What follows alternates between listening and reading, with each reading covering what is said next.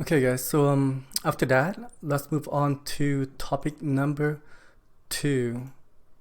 And topic number two of today is the legacy or building of a legacy of Kamaru Usman. And holy smokes, you guys, UFC 258. That was unbelievable. It's just the fact that you know what, I didn't see that coming, and I mean, I was picking against the guy. I'm not gonna lie. I was picking against him. I thought that Gilbert Burns was gonna come in, and he was gonna take the belt away from Kamaru. Gilbert Burns started out round one extremely aggressive. Well, no, I just say extremely aggressive, but he was doing well. He was doing well. He was doing his shot. He was landing his shots, and 100% he was winning that round. But round two, Kamaru, he seems so much more composed, and I don't know what happened there. Like he just took over. I was watching the fight, and I don't know what caused the shift. I've heard some people said it was Gilbert Burns' some endurance, his cardio. I don't believe that is the case. So like this guy's been, man, Kamaru's a beast. I mean, he's 13-0 into UFC with 3 title defense. And let's have a quick look at his run. Well, first of all, he's undefeated, which I just mentioned. But his last few fights, Gilbert Burns, Jorge Masvidal, which is a 5-round decision. Colby Covington finished round 5, and Tyron Woodley decision. But before that, he beat Rafael dos Anjos, then Damon Maya, Emil Meek. This guy's just been on a tear. So, what's left? What's left of him? What's left for him to do besides win, which he has been doing for like the last 13 fights in a row within the UFC, the toughest organization in the world right now. So, and also on top of that, I believe that in his 4th title fight, the first one in 4 is when he beat Tyron Woodley. He will perform in the night on that one, then against Colby, then against Jorge, and the one from last Saturday as well at UFC 258. So, and Ali Adelaide, his manager, he did mention that Kamaru would like to come back into UFC as soon as possible. I don't know about that. And he did mention from his Twitter account, both, and said Kamaru, he said that he's being generous. What does generous mean? Okay, this is what it means to me. If he said that he's being generous, I believe that comes to a title shot, the next person to fight him for the title shot, and who he believe is the general offer to taking that shot versus him, the champ, which is Kamaru. So, after that being said, there's only, in my opinion, two guys that he could be referring that to, and number one is Colby Covington. I mean, Covington, his last loss was to Kamaru, and after that, he is. Let me have a quick look here. He's 8-1, 8-1 within his last 9. This is Colby. Colby's 8-1 within his last 9, and his only loss was to the reigning champ. That's quite impressive. And then the other one is, of course, Jorge. And Jorge was on such a big streak as well, before losing to Kamaru at UFC 251. And you know what? That was on like 2 weeks' notice. So I believe that Jorge should receive a pass for that one, because it's 2 weeks, and the champ's got a full training Champ has got a full training camp, and now we know well, okay, now I know. I realized that Jorge was tough. He was, he's a street fighter. He was tough to finish, and it's just the fact that for Jorge to come in and to go 5 rounds with the champ with essentially 2-week training camp. Holy smokes, man.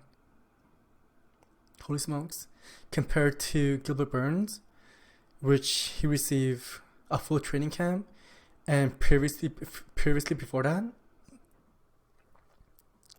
they were scheduled to fight, but Gilbert Burns had to drop out, and that's when Jorge stepped in to save the fight card at UFC 251.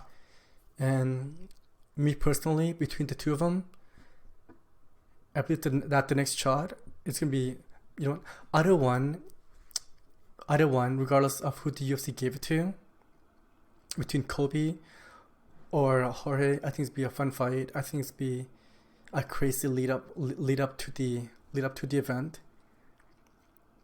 So yeah, but however, there's another name, which is Leon Edward. Leon Edward, he's gonna be the odd man out in this situation. That's very, very unfortunate, because Leon Edwards been on such a ridiculous run as well, but no one wants to fight him. And the last person that he was supposed to fight, Chimaya, he came down with COVID. Now what? Leon did say that he would like to remain on that fight card, I believe March 17th, if I could recall. I don't know. Don't quote me on that. I'm not even gonna look up. But however, I am gonna look up Leon Edwards' fight stats right now. I believe that he's on a sick run as well. Yeah, Leon Edwards, he is 1, 2, 3, 4, 5, 6, 7, 8.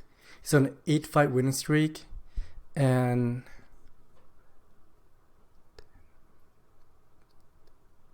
and 10 out of 11 on his last fight. But however, for Leon, the last person that he lost to was Kamaru Usman, and that's not good. That's not good for Leon. So, but however, according to this, they said that he is scheduled for March 13th, not 17th, as I previously mentioned, but that against Chimaya, Khamzat Chimaya, which we know that it's not going to happen. So yeah. Okay, a lot of people has been saying this, and I'm one of those person as well. How about, okay, stick with me. How about we go Kamaru Usman against Jorge, but before they compete, I would like them to be the coach of the next Ultimate Fighter, which is Ultimate Fighter 29, because the UFC has been looking for 2 coaches, and Dana White, he's gonna hint at UFC 258 that they are working on something. I can see that being a very fun lead up. I mean, Kamaru coaching against Jorge. Holy shit. Okay, on a side note, who else would have coached the Ultimate Fighter? Because Dana White did mention that it's going to be a fun UFC. A fun Ultimate Fighter. I don't know if he's just saying that as being a promoter that he is. Besides Kamaru, because he's going to take some time off. He essentially, in my opinion, has essentially cleared the division. He's been like everybody. There's no one else left for him to beat. There's no one else left for him to beat as of this moment. Like, I would love to see the rematch between Jorge, and that's it. And against Colby, I believe that he crushes Colby. That was. I didn't think the fight was too competitive.